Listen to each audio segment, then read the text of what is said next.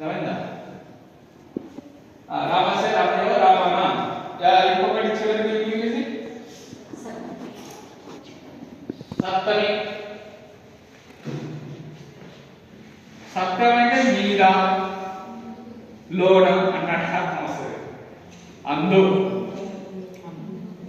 అందు అందు అంటే లోన, మీద లోన ఈ అర్థాలు జనరల్ వ్యవహారం అదే కన్నం మనలో ఆధారంలో ఇక్కడ పనిచేస్తుంది. విధంబు.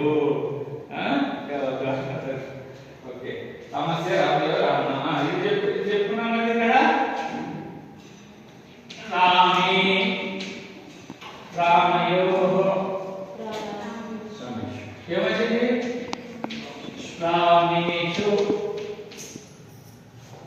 రామే అక్కడ కూడా ఫలే. సప్తమి ఏమొస్తుంది? ఫలే. ఫలలో